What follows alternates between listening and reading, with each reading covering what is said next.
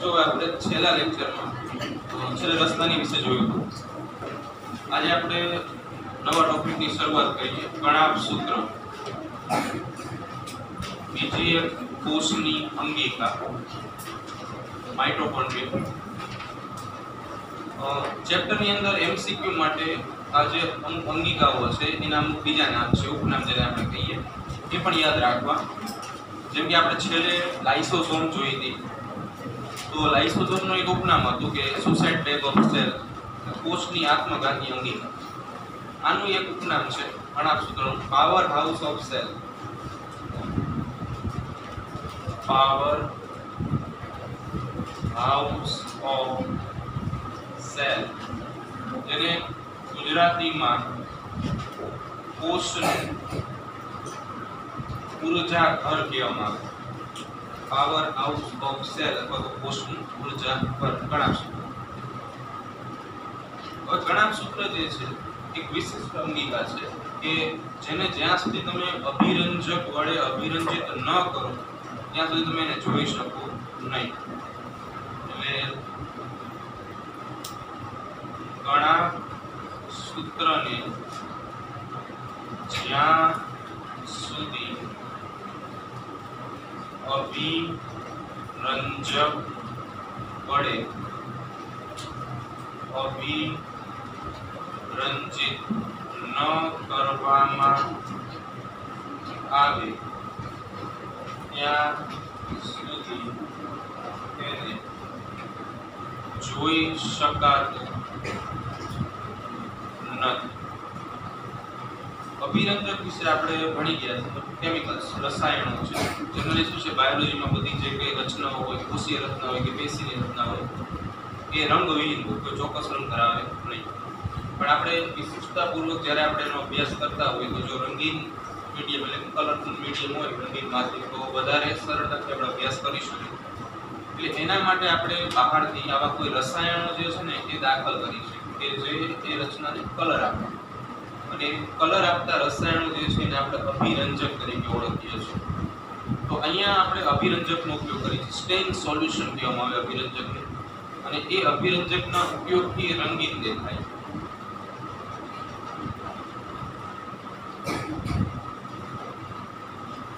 Stein solution. તો અહીંયા જેનસ green નામનું અભિરંજક વપરાય છે.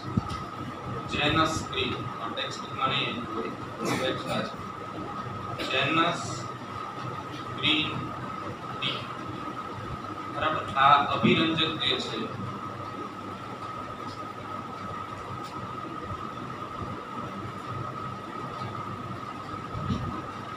અને આ જે પદ્ધતિ છે એ કણાભ સૂત્રને અભિરંજિત કરીને જોવું એને આલ્ટમેન્સ મેથડ કહેવામાં આવે છે. એટલે કે આલ્ટમેનની પદ્ધતિ આ એક વૈજ્ઞાનિક પદ્ધતિ. મોટા ભાગે કણાભ સૂત્ર વિશે એવું કહેવાય છે કે કોઈ પણ પ્રકારના એસિડિક અભિરંજક વડે કણાભ સૂત્રને તમે જોઈ શકો છો. બરાબર. તો અહીંયા આપણે જેનસ અભિરંજક જે છે સ્ટેઇન સોલ્યુશન એનો ઉપયોગ કરીશું. તો આલ્ટમેન પદ્ધતિ, બરાબર, એના તરીકે ઓળખવામાં આવે. હવે બીજું કે કણાભ સૂત્રની સંખ્યા દરેક કોષમાં જુદી જુદી હોય છે. કણાભ સૂત્રની જે સંખ્યા છે એ દરેક કોષમાં અલગ અલગ હશે. હવે ખરેખર આ જે સંખ્યા છે કોના ઉપર આધાર રાખે છે? તો સંખ્યા જે છે એ કોષની અંદર ચાલતી દેહધાર્મિક ક્રિયાઓ ઉપર આધાર રાખે છે. કોના ઉપર આધાર રાખશે? કોષમાં ચાલતી વિવિધ દેહધાર્મિક ક્રિયાઓ. જે કોષોમાં દેહધાર્મિક ક્રિયાઓ વધારે ચાલતી હોય ત્યાં કણાભ સૂત્રની સંખ્યા વધારે હશે. આવી રીતે હોય. દેહધાર્મિક क्रियाओ વધુ તો ત્યાં ઊર્જાની જરૂરિયાત વધુ. એવી રીતે જ્યાં દેહધાર્મિક ક્રિયાઓ ઓછી થતી હોય ત્યાં ઊર્જાની જરૂરિયાત પણ ઓછી હોય. જ્યાં દેહધાર્મિક ક્રિયાઓ વધુ હોય ત્યાં ઊર્જાની જરૂરિયાત વધુ હોય. જ્યાં દેહધાર્મિક ક્રિયાઓ ઓછી હોય ત્યાં ઊર્જાની જરૂરિયાત ઓછી હોય. તો જ્યાં દેહધાર્મિક ક્રિયાઓ વધુ અને ઊર્જાની જરૂરિયાત વધારે હોય એ સ્થાને કણાભ સૂત્રની સંખ્યા વધુ હોય. અને જ્યાં ઊર્જાની જરૂરિયાત ઓછી હોય એ જગ્યાએ કણાભ સૂત્રની સંખ્યા પણ કેવી હોય? ઓછી હોય. ફરીવાર દેહધાર્મિક ક્રિયાઓ ઉપર કણાભ સૂત્રની સંખ્યા આધાર રાખે છે. કેટલી હશે, વધારે કે ઓછી. તો જ્યાં દેહધાર્મિક ક્રિયાઓ વધુ હોય એટલે અહીંયા ઊર્જાની જરૂરિયાત વધુ, અને જ્યાં ઊર્જાની જરૂરિયાત વધારે હોય ત્યાં કણાભ સૂત્રની સંખ્યા વધારે હોય. બીજા નંબર ઉપર જ્યાં દેહધાર્મિક ક્રિયાઓ ઓછી હોય ત્યાં ઊર્જાની જરૂરિયાત ઓછી હોય અને કણાભ સૂત્રની સંખ્યા ઓછી હોય. ઉદાહરણ તરીકે આપણે પક્ષીઓની વાત કરીએ તો પક્ષીઓની પાંખો જે સતત ઉડવા માટે ઉપયોગી છે એ કન્ટિન્યુઅસ કામ કરતી હોય. તો કહેવાનો અર્થ એવો થાય કે એની દેહધાર્મિક ક્રિયાઓ વધારે છે. તો પક્ષીના ઉડવા માટેના જે સ્નાયુઓ જવાબદાર છે એ ઉડ્ડયન સ્નાયુઓ કહેવાય. હવે એ સ્નાયુના કોષોની અંદર આપણે કણાભ સૂત્રની સંખ્યા ગણી તો એમાં કણાભ સૂત્રની સંખ્યા ઘણી બધી વધારે જોવા મળશે. બરાબર. હવે એવી જ રીતે પક્ષીઓના અન્ય ઉપાંગો છે એની અંદર જોઈએ તો એની સાપેક્ષે ઓછું મળશે. એટલે કહેવાનો અર્થ એવો થાય છે જરૂરિયાત ઊર્જાની વધારે હશે અહીંયા કણાભ સૂત્ર જે છે એ સંખ્યા વધારે જોવા મળશે. એટલા જ માટે એને કોષનું ઊર્જા ઘર કહેવામાં આવે છે. હવે બીજું કણાભ સૂત્રનું તમને વ્યાસ અને લંબાઈ આપેલી છે. અંડરલાઈન કરો. વ્યાસ શું આપેલો છે?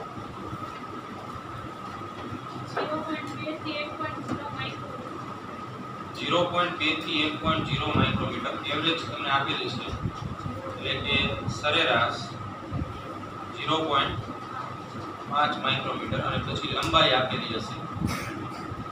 લંબાઈ કેટલી આપી છે? 1.0 થી 4.1 માઇક્રોમીટર. બરાબર. બે નીચે અંડરલાઈન કરજો. બીજું આકાર. મુખ્ય બે આકારના કણાભ સૂત્ર હોય તમને એ બંને આકાર વિશે માહિતી આપેલી છે. એ સૌથી પહેલા તો નળાકાર જેવો આકાર હોય અથવા તો રકાબી જેવો આકાર. આમાંથી કોઈ પણ આકાર જે છે કણાભ સૂત્રનો હોય છે. કણાભ સૂત્રની આકૃતિ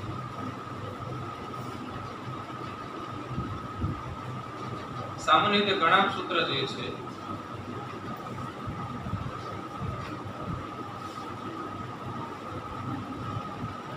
એ આવી રચના સૌથી બહારનું આવરણ ધરાવે જેને બાહ્યાવરણ કહેવામાં આવે અથવા તો બાહ્ય આવરણ. આ બાહ્ય આવરણ જે છે એ સળંગ હોય એટલે ક્યાંયથી કપાતું ન હોય, આખે આખા ઉપર આવરિત હોય. એટલે કણાભ સૂત્રના આવરણોની વાત કરીએ. કણાભ સૂત્રોના આવરણ બે આવરણ. સૌથી પહેલા આપણે વાત કરીએ બાહ્યાવરણ. બાહ્યાવરણ સૌથી બહારનું આવરણ.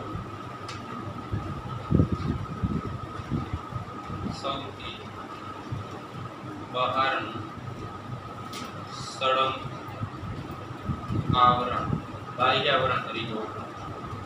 અંદરની બાજુ બીજું આવરણ હોય જેને અંતઃ આવરણ તરીકે આપણે ઓળખશું.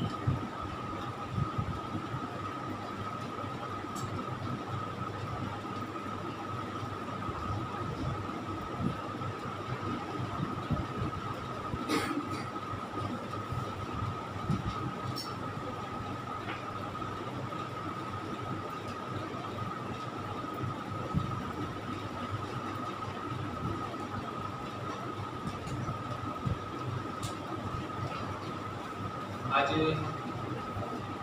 બ્લુ કલરનું આવરણ છે ને તે અંતઃ આવરણ કહેવાય, અંદરની બાજુએ આવેલું છે, બરાબર. હવે જે અંતઃ આવરણ છે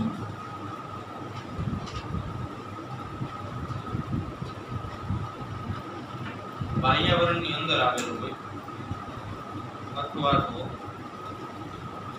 અંદરની બાજુએ આવેલ આવરણને અંતઃ આવરણ કહેવામાં આવે.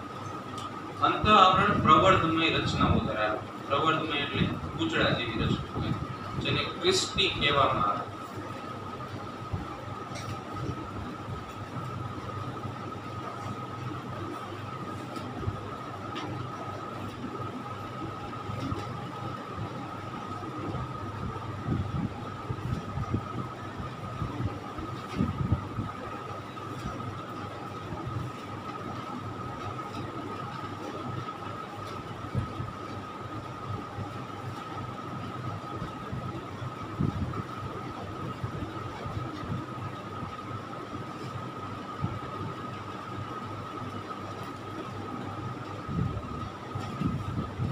આવી રચના જોવા મળે, જેને ક્રિસ્ટી કહેવાય અને ક્રિસ્ટી કહેવાય. અંદરની બાજુ આવેલું આવરણ, આ આવરણ પ્રબોધમય રચના ધરાવે છે, જેને ક્રિસ્ટી કહે છે. યાદ રાખવું, જો સવારે આપણે વાત કરેલી હતી સિસ્ટરની વિશે, યાદ કોલગીકાની, મેં તમને એવું સમજાવ્યું કે આવા પ્રશ્ન પૂછાય છે કે તમને એમ કે સિસ્ટરની કઈ અંગિકા સાથે સંકળાયેલ છે. આમાં ડાયરેક્ટ પ્રશ્ન તમને આવું પૂછે ક્રિસ્ટી કઈ અંગિકા સાથે સંકળાયેલ છે. તો કણાભ સૂત્રનું જે અંતઃપટલ છે, જે પ્રવર્ધમય સપાટી બનાવે છે, એને આપણે ક્રિસ્ટી કહીશું. ક્રિસ્ટીનું કામ શું છે, શા માટે ક્રિસ્ટી જે છે એ કણાભ સૂત્રમાં આવે છે? તો સપાટીનું ક્ષેત્રફળ વધારે છે. ક્રિસ્ટી શું કરે છે? કોઈ પણ સપાટી જે છે એનું ક્ષેત્રફળ વધારે છે. અને કેમિસ્ટ્રીનો એક નિયમ છે કે જેમ સંપર્ક સપાટીનું ક્ષેત્રફળ વધારે હોય તો પ્રક્રિયા વેગ વધે. સંપર્ક સપાટીનું ક્ષેત્રફળ વધુ તો પ્રક્રિયા વેગ વધુ. અહીંયા સંપર્ક સપાટી એટલે આપણે એવી સપાટી ધારવાની છે કે જ્યાં પ્રક્રિયાઓ થાય છે, બરાબર. આ રચનાને ક્રિસ્ટી કહેવાય. હવે ક્રિસ્ટી જે છે એ પટલ ધરાવે. આ પડતેની બાજુના જે આવરણ છે એને પટલ કહેવામાં આવે. એને ક્રિસ્ટી પટલ કહેવાય. એટલે ક્રિસ્ટીની પડતે આવેલું પટલ જે છે ક્રિસ્ટી પટલ તરીકે ઓળખાય છે. ક્રિસ્ટીની પડતે આવેલ પટલને ક્રિસ્ટી પટલ કહે છે. એ ક્રિસ્ટી પટલ જે છે એમાં વચ્ચે ગેપ હોય, જેને આંતરપટલ અવકાશ અથવા તો ક્રિસ્ટી પટલ અવકાશ કહેવાય. આંતરપટલ અવકાશ અથવા તો ક્રિસ્ટી પટલ અવકાશ કહેવામાં આવે. આજે વચ્ચે તમે ખાલી ભાગ જુઓ છો એને આંતરપટલ અવકાશ અથવા તો ક્રિસ્ટી પટલ અવકાશ તરીકે ઓળખવામાં આવે.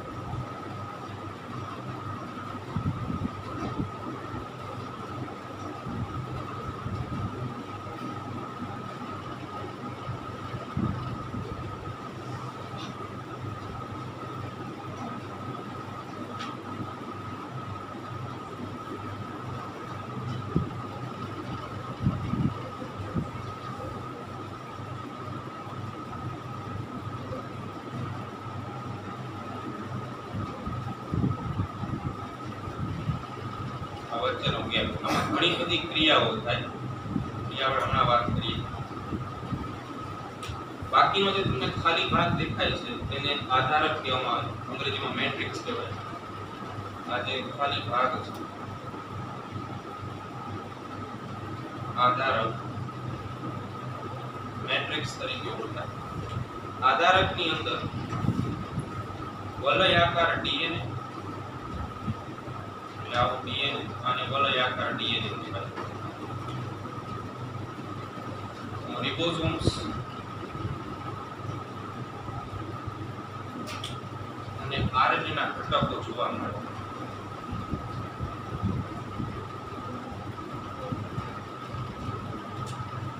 બાકીનો ભાગ જે છે આખો આધારક તરીકે એટલે આખો ભાગ જે છે એને આધારક એટલે મેટ્રિક્સ તરીકે ઓળખવામાં આવે. આધારકમાં ઘણી બધી પ્રક્રિયા થાય.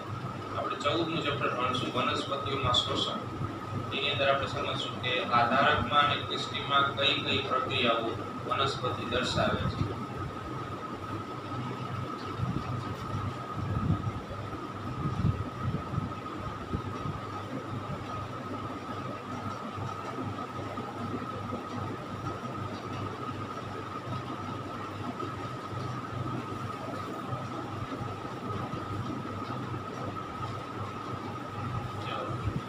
આ જે છે એને આરએનએ કહેવાય, રિબોન્યુક્લિક એસિડ. આ જે છે રિબોસોમ છે, એક અંડરલાઈન કરશું આપણે. કણાભસૂત્રમાં 70S જે આદિકોષ કેન્દ્રીય સજીવોમાં રિબોસોમ જોવા મળે છે એવી રિબોસોમ્સ કણાભસૂત્રમાં જોવા મળે છે 70S પ્રકારની. બરાબર, એસ એટલે આપણે જાણીએ છીએ સ્વેડબર્ગ એકમ. અને જે આ ગ્રીન કલરનું પોર્શન તમને જોવા મળે છે એને આપણે નામ આપશું વલયાકાર ડીએનએ.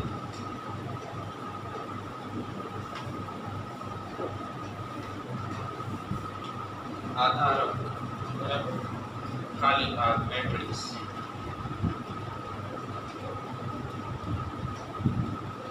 કણાભસૂત્રનું ખાલી કણાભસૂત્રના કાર્યો શું છે પેલા આપણે જોઈ લઈએ. અહીંયા કાર્યો કોષીય શ્વસનની ક્રિયામાં ઉપયોગી છે.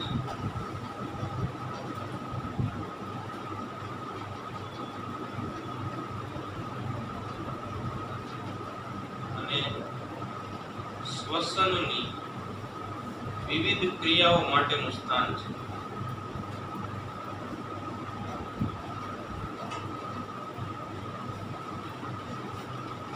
કણાભસૂત્ર જે છે ઊર્જા ઉત્પન્ન કરે છે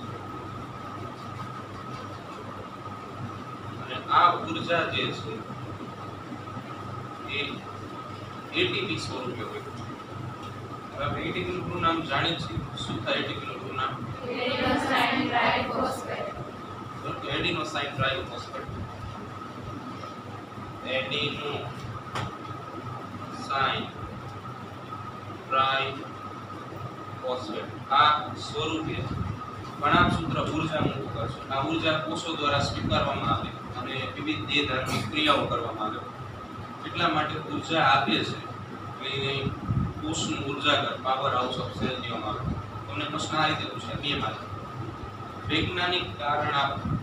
શા માટે કણાભસૂત્રને કોષનું ઉર્જાગર પાવર હાઉસ કહેવામાં આવે છે? તમારે લખવાનું છે કે કણાભસૂત્રની અંદર ઘણી બધી કોષીય શ્વસનની ક્રિયા થાય છે. જે ક્રિયાઓને અંતે ઊર્જા એટીપી સ્વરૂપે મુક્ત થાય છે અને આ ઊર્જાનો ઉપયોગ કોષો વિવિધ પ્રકારની દેહધાર્મિક ક્રિયાઓમાં કરે છે. આથી કણાભસૂત્ર જે છે ઊર્જા કોષો સુધી પહોંચાડતું હોવાના કારણે કણાભસૂત્રને કોષનું ઉર્જાગર એટલે કે પાવર હાઉસ કહે છે. આટલું લખવાનું રહેશે. બરાબર. બીજું ટેક્સ્ટમાં નથી કણાભસૂત્રને અર્ધ સ્વાયત્ત અંગિકા કહેવામાં આવે છે. અર્ધ સ્વાયત્ત અંગિકા. અને અર્ધ સ્વાયત્ત અંગિકા એટલે શું? શા માટે એને કહેવામાં આવે છે?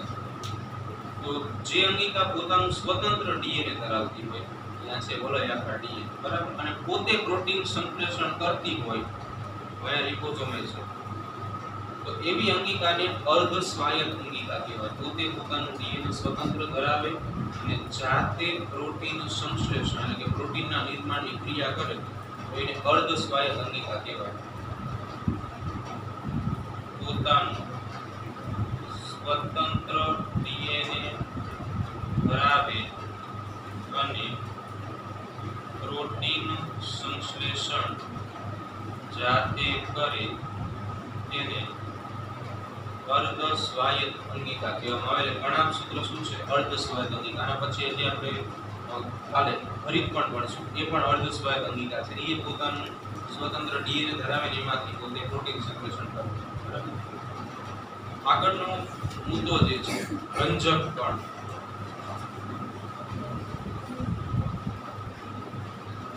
ક્રોમોપ્લાસ્ટ.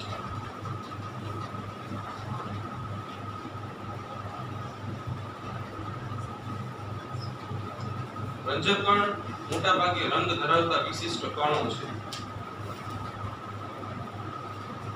રંગ ધરાવતા અથવા રંગ ન ધરાવતા કણો છે. આ બંને વચ્ચેનો તફાવત આપણે અત્યારે જોવાનો છે. આ મોટા ભાગે વનસ્પતિઓમાં, કેટલાક પ્રજીવો, ફોર એક્ઝામ્પલ યુગ્લિનોઇડ્સ,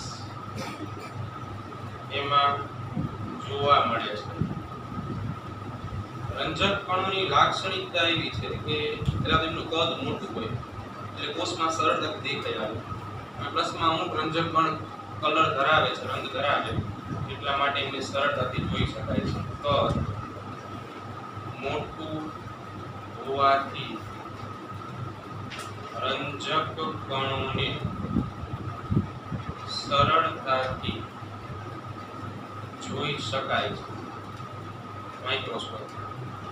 આ ક્રોમોપ્લાસ્ટ જે છે એમાં જે આ શબ્દ ક્રોમો છે, આ લેટિન વર્ડ છે, એનો અર્થ એવો થાય કલર, એટલે કે જે રંગ ધરાવે એ. રંજક કણના મુખ્ય બે પ્રકાર છે. એમાં પહેલા નંબર ઉપર રંગીન કણ અને બીજા નંબર ઉપર રંગવિહીન કણ. તમને એમાં કીધું છે કે રંજક કણો જે છે કોઈ પણ કોષને લીલો, નારંગી, પીળો એવા અલગ અલગ પ્રકારના રંગ આપે છે. તો એ રંગીન કણ માટે છે. રંગીન કણ જે છે અમુક રંજક દ્રવ્યો ધરાવે.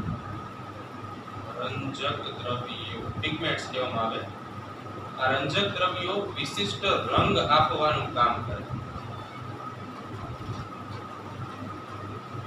જેમ કે તમે આ ભણી ગયા છો ક્લોરોફિલ, ચેપ્ટર નંબર 3 માં લીલ માટે ભણી ગયા છો. ક્લોરોફિલ એક પ્રકારનું રંજક દ્રવ્ય છે જે લીલો રંગ આપે છે. ક્લોરોફિલના 5 પ્રકાર છે. કયા કયા છે? Chlorophyll small a, small b, small c, small d અને સ્મોલ e. આવા 5 અલગ અલગ પ્રકારના ક્લોરોફિલ જોવા મળે છે. એટલે અલગ અલગ પ્રકારમાં શું એનો કલર ચેન્જ હોય. અમુકમાં લાઇટ ગ્રીન કલર હોય, અમુકમાં ડાર્ક ગ્રીન હોય, અમુકમાં ચળકતો લીલો રંગ હોય. તમે કદાચ ભણી ગયા છો, બરાબર? ક્લોરોફાઇસી લીલની અંદર આટલો ફેર હોય આમાં. તો ક્લોરોફિલ લીલો રંગ આપે છે. આના સિવાય તમે આના વિશે ભણી ગયા છો કેરોટીન, નારંગી રંગ આપે અથવા કેસરી રંગ જેને કહેવાય. કેરોટીન ખરેખર કેરોટ એટલે કે ગાજરમાંથી મળે વિપુલ માત્રામાં, એટલે એના ઉપરથી નામ આપ્યું છે કેરોટીન. કેસરી રંગ ધરાવે. પછી ઝેન્થોફિલ કેવો રંગ ધરાવે? ઝેન્થોફિલ પીળો રંગ ધરાવે.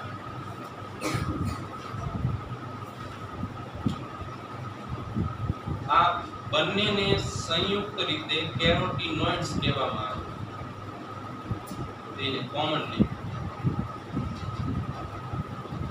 કેરોટીનોઇડ્સ તરીકે ઓળખવામાં આવે. જ્યાં બેનો સમૂહ છે. આના સિવાય બીજા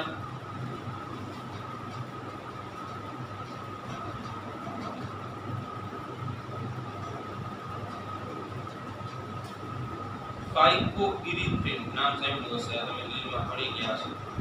ફાઇકોઇરિથ્રિન, ફાઇકોસાઇનિન જેવા રંજક દ્રવ્યો જોવા મળે. ફાઇકોઇરિથ્રિન, ઇરિથ્રિન રેડ કલર માટે લાલ રંગ આપે. રોડોફાઇસી લીલમાં શાઇનિંગ, ફાઇકો શાઇનિંગ ચળકતો વાદળી રંગ આવે. તો આવા અલગ અલગ પ્રકારના રંગ જે છે તે રંજક કણ એટલે કે રંગીન કણ દ્વારા મળશે. રંગવિહીન કણ આ કોઈ પણ પ્રકારનો રંગ ધરાવતા નથી.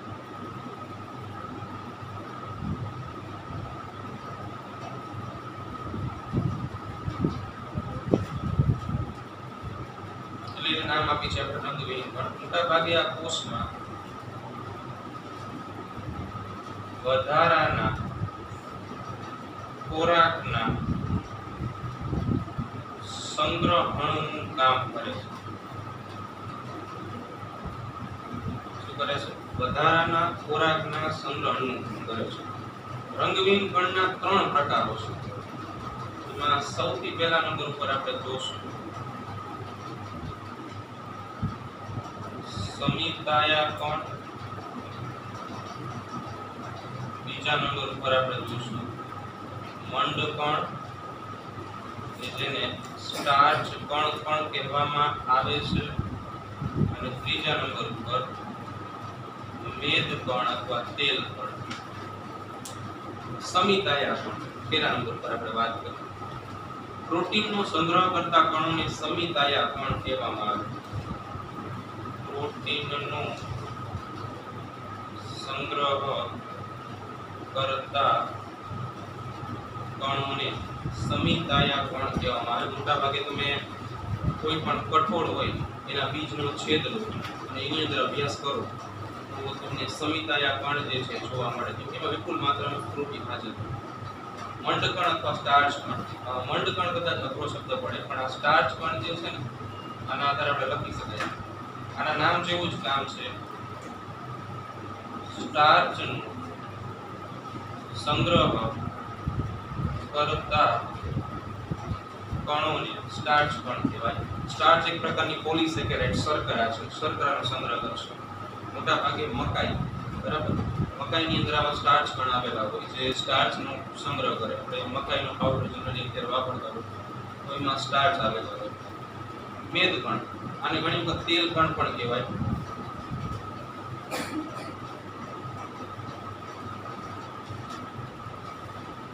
તો આ મેદ કણ જે છે એ ચરબી એટલે કે લિપિડ, મેદ કે ફેટ આનો સંગ્રહ કરે.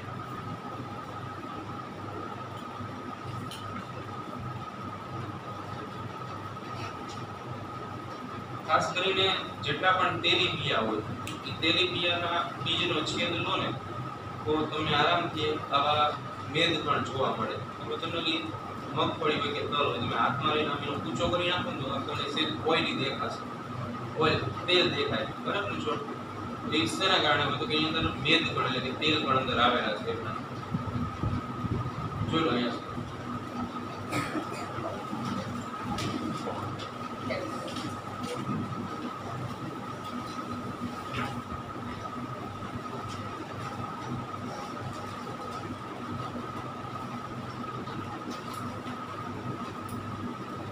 ક્રિસ્પી પટલની બધી આપણે વાત કરી અમુક પ્રકારના ઉત્સેચકો આવેલા હોય જે ઉત્સેચકો શ્વસનની ક્રિયાને ઝડપી બનાવે. એના કારણે ઉર્જા એટીપીના સ્વરૂપમાં મળે. આપણે 14મા ચેપ્ટરમાં જોશું.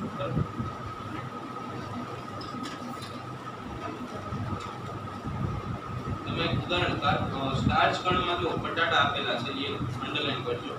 તેલ કણમાં તેલીબિયા લખી નાખો અને સમિતાયા કણમાં કોઈ કઠોળ ઉદાહરણ એક એડ કરવાના છે. મેદ કણ, મંડ કણ, મંડ કણમાં ઉદાહરણ બટાટા,